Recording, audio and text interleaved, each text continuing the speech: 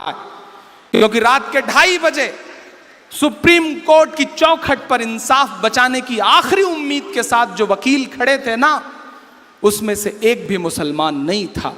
ऐसे लोगों को पहचानिए और ऐसे लोगों को मजबूत करिए। आप गुजरात गुजरात गुजरात चिल्लाते हैं, लेकिन गुजरात के मसले को सच में जिसने अदालत तक ले जाने का काम किया वो कोई मुसलमान नहीं है, उसका नाम तीस्ता सीतलवाड़ है। पहचानिए ऐसे लोगों को, मजबूत करिए ऐसे लोगों को, वरना नफरत वाली ताकतें चाहती हैं कि 2 लाइन खिल जाए, एक तरफ 15%, एक तरफ 85%। उनकी पॉलिटिक्स ही यही है।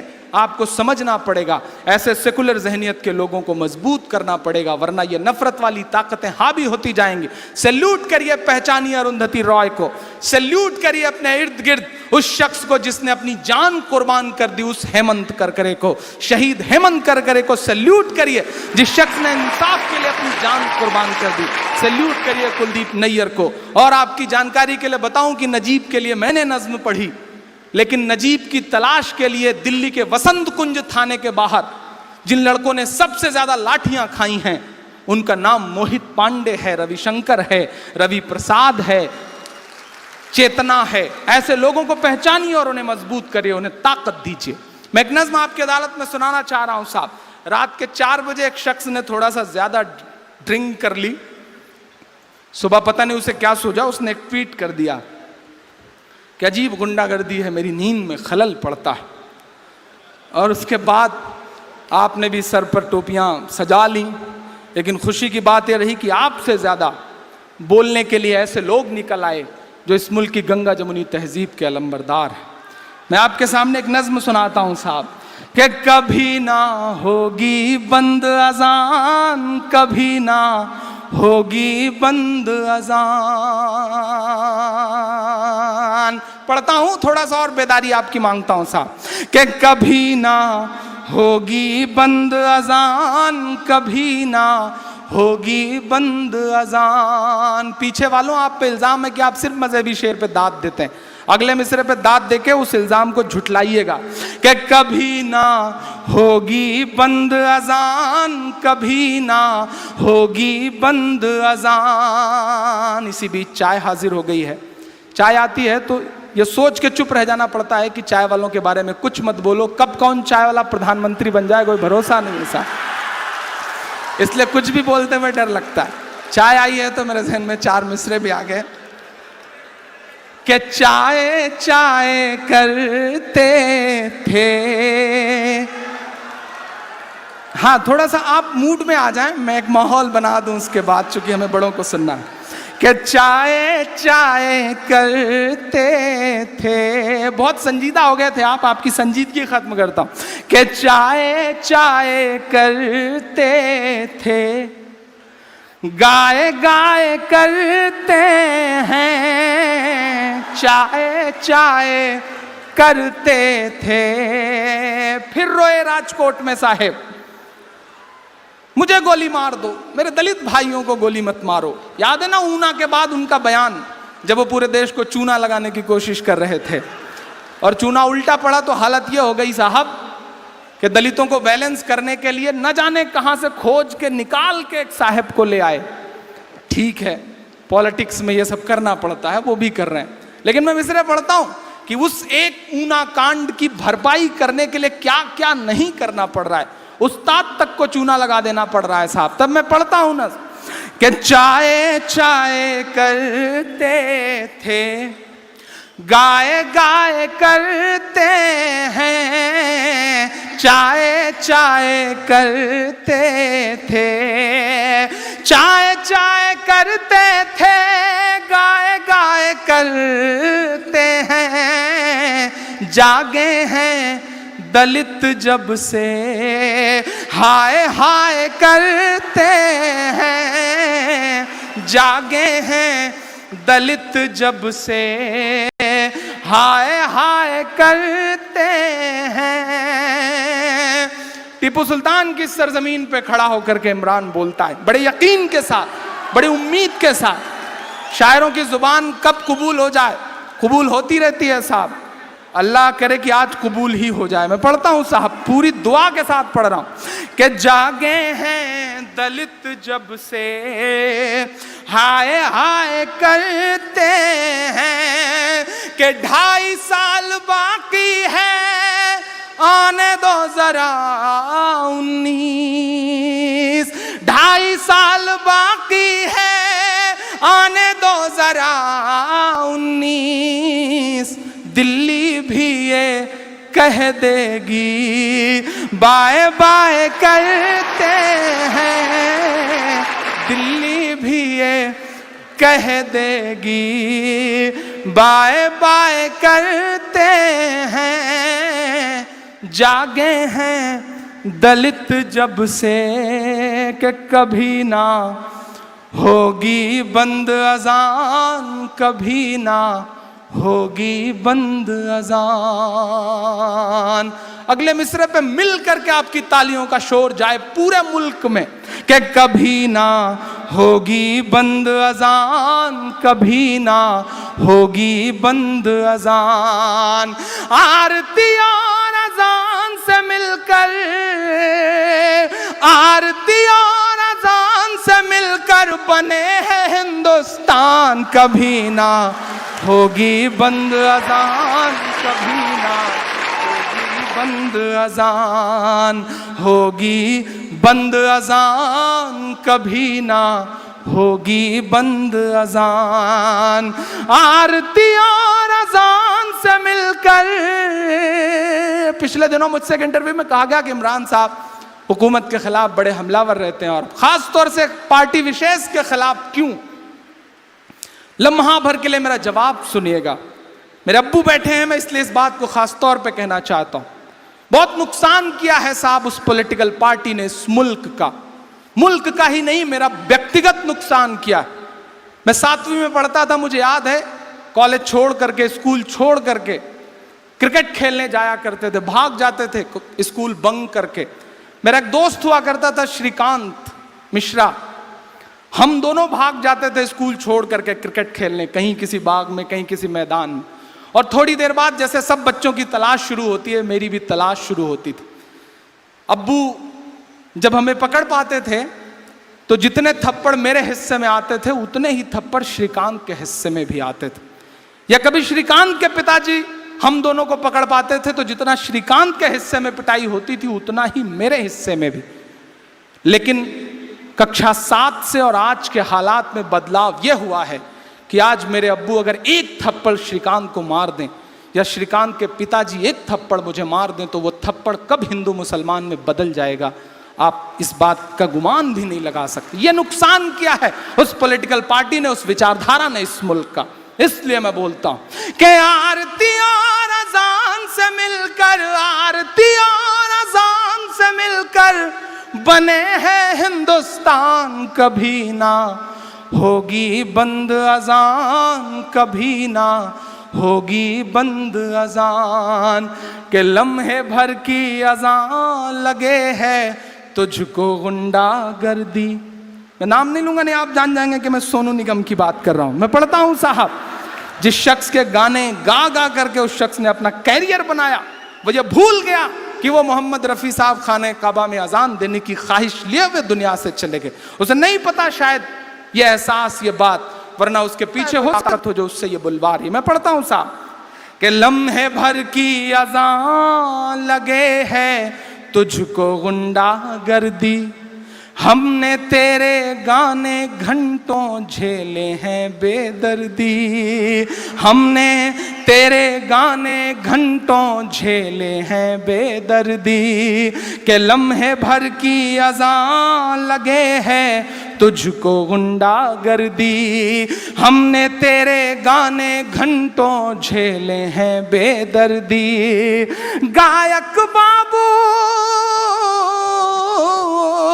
गायक बाबू बेहद नालायक है तेरा बयान, कभी ना होगी बंद अजान, कभी ना होगी बंद अजान। आखिरी बंद पढ़ता हूं साहब, मेरा ईमान, मेरा यकीन, मेरा दिल धड़कते हुए जो कहता है उसे महज 2 मिसरों में ढालता हूं कि जिस दिन इस दुनिया में अज़ां की सदा नहीं आएगी।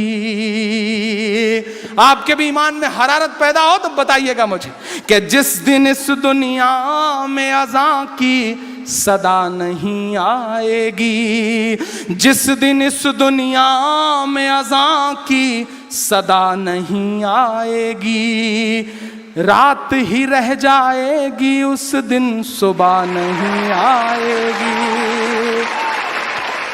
कि जिस दिन इस दुनिया में अज़ां की सदा नहीं आएगी, रात ही रह जाएगी उस दिन सुबह नहीं आएगी। अल्लाह तुझे हिदायत दे दे, अल्लाह तुझे हिदायत दे दे, ले आए ईमान, कभी ना होगी बंद अज़ान, कभी ना होगी बंद अज़ान। जाते जाते महज 2.5 मिनट की एक बंद की एक नज़्म पढ़ के जाता हूँ। मैं वो मौका गंवाना नहीं चाह रहा, पता नहीं कब आज़ाद साहब मुझे नसीब हो किसी इस तरह के मुशायरे में। महज 2.5 मिनट की एक नज़्म सुनाता हूँ आपको। आप कश्मीर से आते हैं, कश्मीर मुझे बहुत पसंद है, कभी जा नहीं सका कश्मीर, लेकिन न जाने क्यों कश्मीर बहुत पसंद है। बड़े बुजुर्गों से कहानियाँ सुनी हैं कश्मीर की। कश्मीर मुझे इसलिए भी पसंद है कि गुलाम नबी आज़ाद साहब वहाँ से आते हैं, लेकिन कश्मीर मुझे इसलिए भी पसंद है कि आज से 4-5 साल पहले IAS एग्ज़ाम को टॉप करने वाला जो शख्स होता है डॉक्टर शाह फैसल, वो उसी कश्मीर से आता है। कश्मीर मुझे इसलिए भी पसंद है कि पिछले साल सेकंड टॉपर जो होता है अतरुल शफी, वो भी उसी कश्मीर से आता है। कश्मीर मुझे इसलिए भी पसंद है कि इस साल IAS के टॉप 10 में एक बच्चा कश्मीर का रहता है। संगीनों के साये में पल रही जवानियां भी जब IAS का एग्जाम टॉप करें तो आपको कश्मीर से प्यार करने पे मजबूर होना ही पड़ेगा, भले ही कैसी तस्वीर बनाई जाए। मैं एक नज़्म सुनाता हूं साहब। कभी कभी मुझे लगता है सियासत, पॉलिटिकल एजेंडे, कश्मीर की नीति, उस सब के बीच में एक चीज मरती जा रही है जिसे कश्मीरियत कहते हैं। ये नज़्म मुझे बहुत प्यारी है, मेरे दिल के बहुत करीब है। अमूमन मुशायरों में नहीं पढ़ता, लेकिन आप मौजूद हैं इसलिए मैं ये नज़्म सुनाना चाह रहा हूं आपकी अदालत में। कश्मीर अगर बोले तो वो कैसे बोलेगा, पढ़ता हूं साहब। ना बुजुर्गों के ख्वाबों की ताबीर हूँ, ना मैं जन्नत सी अब कोई तस्वीर हूँ, ना बुजुर्गों के ख्वाबों की ताबीर हूँ, ना मैं जन्नत सी अब कोई तस्वीर हूँ, जिसको मिल करके सदियों से लूटा गया, जिसको मिल करके सदियों से लूटा गया, मैं वो उजड़ी हुई एक जागीर हूँ। हाँ मैं कश्मीर हूँ, हाँ मैं कश्मीर हूँ, हाँ मैं कश्मीर हूँ, हाँ मैं कश्मीर हूँ, हाँ मैं कश्मीर हूँ। पहला बंद पढ़ता हूँ कि ये हुआ है सियासत की एक चूक से, मेरे बच्चे बिलखते रहे भूख से, मेरे बच्चे बिलखते रहे भूख से। ये हुआ है सियासत की एक चूक से, रोटियां मांगने पर मिली गोलियां, रोटियां मांगने पर मिली गोलियां, चुप कराया गया उनको बंदूक से, चुप कराया गया उनको बंदूक से। ना कहानी हूँ ना कोई किस्सा हूँ मैं, कश्मीर की सच्चाई और कश्मीर का दर्द। अगला एक मिसरा गवाही है इस बात की कि ना कहानी हूँ ना कोई किस्सा हूं मैं, ना कहानी हूं ना कोई किस्सा हूं मैं, मेरे भारत तेरा एक हिस्सा हूं मैं, मेरे भारत तेरा एक हिस्सा हूं मैं, जिसको गाया नहीं जा सका आज तक। तमाम कहानियां चैनल से सुनाते हैं, लेकिन मुझे लगता है शायद कश्मीर की जुबान कभी नहीं सुनी गई। मैं पढ़ता हूं साहब, मेरे भारत तेरा एक हिस्सा हूं मैं, जिसको गाया नहीं जा सका आज तक, ऐसी एक टीस हूं, ऐसी एक पीर हूं, हाँ मैं कश्मीर हूँ, हाँ मैं कश्मीर हूँ, हाँ मैं कश्मीर हूँ। आखिरी बंद पढ़ के आपसे विदा लेता हूँ। कि यूं मेरे हौसले आजमाए गए, मेरी सांसों पे पहरे बिठाए गए, मेरी सांसों पे पहरे बिठाए गए, पूरे भारत में कुछ भी कहीं भी हुआ, मेरे मासूम बच्चे उठाए गए, मेरे मासूम बच्चे उठाए गए, यूं जड़ मेरे सारे घरों दे गए, यूं जड़ मेरे सारे घरों दे गए, मेरे जज्बात बूटों से रौंदे गए, मेरे जज्बात बूटों से रौंदे गए, जिसका हर लफ्ज आंसू से लिखा गया, खून में डूबी हुई ऐसी तहरीर हूँ, हाँ मैं कश्मीर हूँ, हाँ मैं कश्मीर हूँ, हाँ मैं कश्मीर हूँ, हाँ मैं कश्मीर हूँ। बेंगलोर वालों, जाते जाते इतना कह के जा रहा हूँ कि चाक दामन रफू करके लिखता हूँ मैं। कभी कभी 4-4, 5-5 दिन मुशायरों के बाद घर जाता हूँ तो अम्मी कहती हैं कि कहाँ से समेटते हो इतना दर्द। मेरे दोस्त कहते हैं इमरान कहाँ से गा लेते हो इस दर्द को। मैं बता के जाता हूँ साहब कि चाक दामन रफू करके लिखता हूँ मैं, जख्म से गुफ्तगू करके लिखता हूँ मैं, जख्म से गुफ्तगू करके लिखता हूँ मैं, दर्द गाने को भी हौसला चाहिए, दर्द गाने को भी हौसला चाहिए, आंसुओं से वजू करके लिखता हूँ मैं, आंसुओं से वजू करके लिखता हूँ मैं, अपनी सांसों में